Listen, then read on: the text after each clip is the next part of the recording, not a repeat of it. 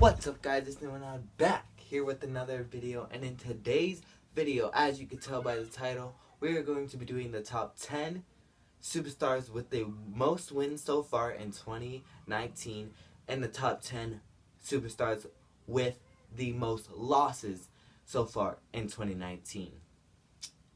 To be honest, I was surprised by some of the people that were on the wins list and some of the people that were on the loss list. So we have 20 people to say, so let's not waste any more time and let's get down. First, we're going to start off with the most wins of 2019 so far. So at the number 10 slot, we have Natalia. Let me just hold this over here. So we had Natalia, and she had 66 matches and 45 wins, which gives her a criteria of 68.2%. I didn't think Natalia had that many wins in her matches. I thought she was gonna be on like more closer to the most lost matches, but I was very surprised by seeing her on this the wins list. Now we get to the 9th spot. We have the man, Becky Lynch, with 62 matches and 47 wins, which gives her a criteria of 75.8%. Becky Lynch, no surprise that she's on the wins list because she is one of the biggest things in the WWE right now. She won at WrestleMania, and I really don't think she has lost ever since WrestleMania. Besides that Money in the Bank, I should say. Besides that Money in the Bank, but she has been doing has had a lot of matches and has won a lot of matches. So now to the number 8 slot. I was surprised that Seth Rollins was at the number 8 slot with 65 matches and 50 wins, which gives him a criteria of 76.9. He only lost 15 matches so far. And I wonder what those 15 matches were. But, of course, Seth Rollins did win at WrestleMania, and he has been one of the biggest things in the WWE right now. So him and Becky might be the power couple of the WWE, and they might be getting a big push. So maybe that's why they have so many wins through 2019 so far.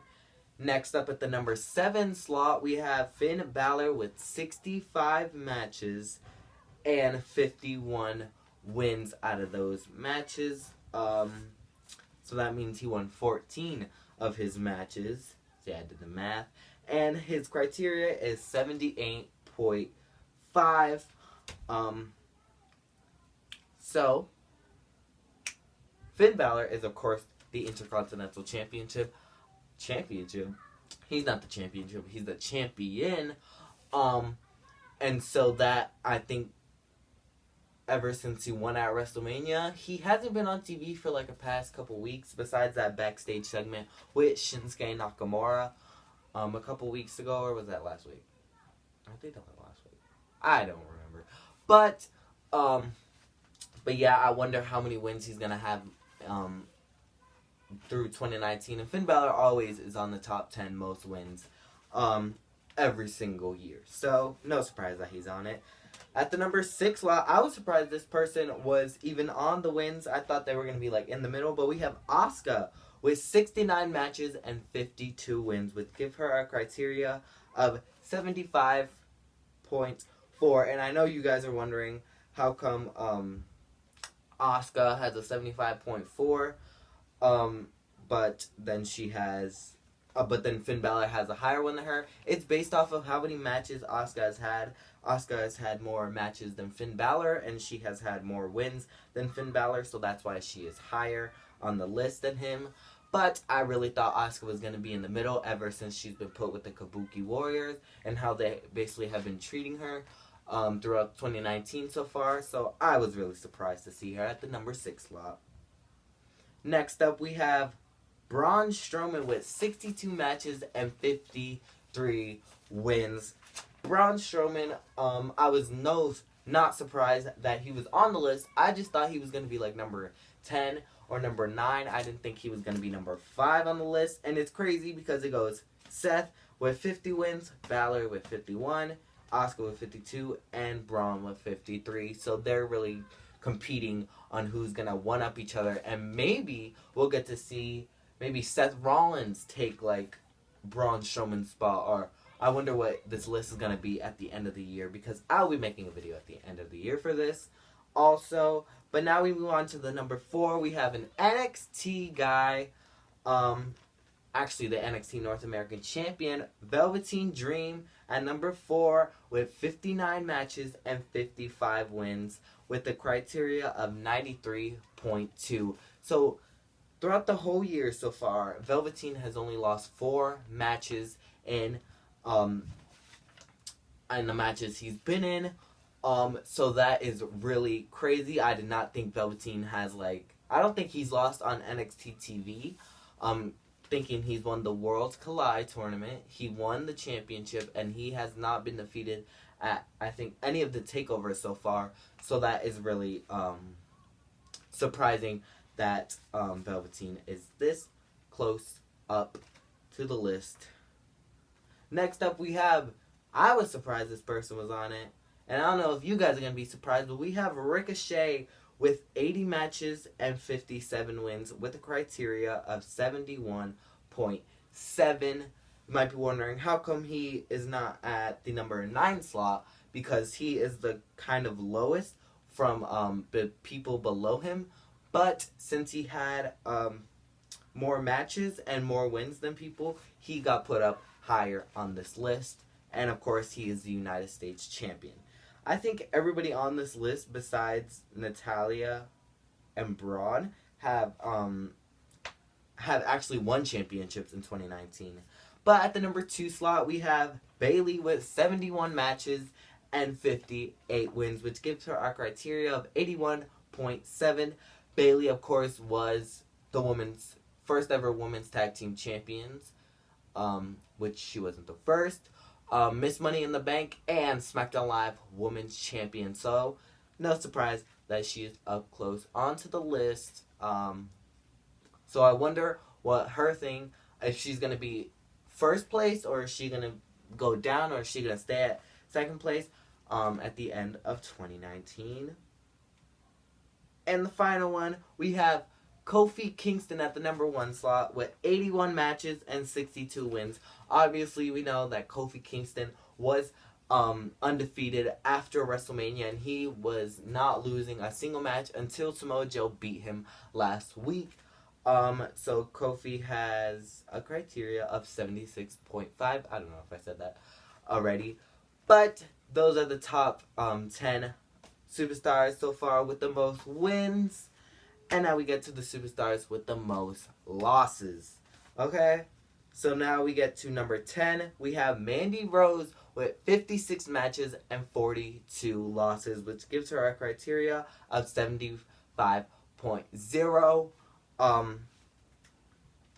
So Mandy Rose, of course, is kind of like the mid-carder of the women's division, or the person that would, like, put other people over in a match. So it's kind of no surprise that she was on this list, but I was kind of surprised. But it was kind of in the middle for me, so I kind of knew that she might have been on it, and I kind of knew that, or I thought she wasn't going to be on it, I should say.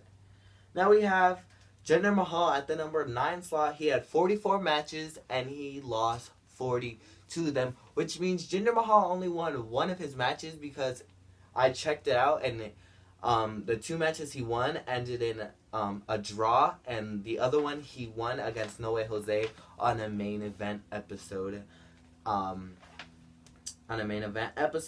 And his criteria of losses is 95.5. That is almost 100%.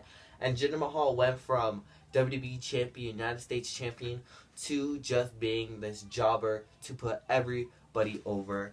But it's kind of no surprise, because he's not really that good of a wrestler. Now we move on to the number 8 slot. We have Ruby Riott with 47 wins and 47 matches and 44 losses. So that means she's only won 3 matches, and her criteria is 93.6. I was surprised because Ruby is the leader of the Riot Squad, but it kind of wasn't no surprise because Ruby really is kind of the jobber of the Raw Women's Division, and the Riot Squad is kind of to put people over in matches, so it was kind of no surprise. The next person was actually surprising. Drew McIntyre is on this list at number 7 with 82 matches and 45 losses, with the criteria of 54.9%. I was surprised Drew was on this list, and I think some of you guys might be surprised that Drew's on this list. Next up, we have at number 6 we have Charlotte Flair with 65 matches and 48 losses, which she has a criteria of 73.8%. No surprise here, even though Charlotte hasn't won that many matches in 2019 so far. The matches that we've seen, but that's just my opinion. I don't know about you guys. Next up, we have Lashley, Bobby Lashley, I should say, with 74 matches and 48 losses, which gives him 64.8 criteria. Next up, we have Walk with Elias with 56 matches and 49 losses, which that's kind of, if I'm doing my math correctly, that is 14 matches that he won, which is not that many, basically saying that he is getting like the Shane McMahon push, like being on every single show like Raw and SmackDown. So that is really surprising that him and Drew are on this list. Now we move on to the number 3 slot, and I know everybody's probably shocked about this, but Shinsuke Nakamura with 60 matches and 53 losses. And that gives him my criteria of 88.3. That means he only won 7 matches so far, and that is pretty surprising, even though since he went from NXT's biggest star to Jobberville, which kind of sees how people really don't like how the main roster is going. But let's move on to number 2. And I think you guys are going to be surprised with this one. But we have Cesaro at number 2 with 71 matches and 56 losses, with the criteria of 78.9%. Cesaro, if WWE gives him a push, he could be probably a main event guy and a WWE champion. But right now, he is just in the middle of people, more like the mid-card people, like the United States Championship and the Intercontinental Championship. Maybe even the 24/7 Championship. But that's where his placement is right now in the WWE. And the number 1 with the most losses is Baron Corbin with 87 matches and only 61 wins, with a criteria of 79.3. No surprise here, Baron Corbin almost loses all of his matches, so it was no surprise that he was number 1 on the lost list. Say that 10 times fast. 5 times fast. So that is what I have for you guys today. Hopefully you guys enjoyed. It was a pretty long video. Sorry if you don't want to watch this whole thing. But leave your comments down below if you were surprised by some of the people in this video and their placements on this list.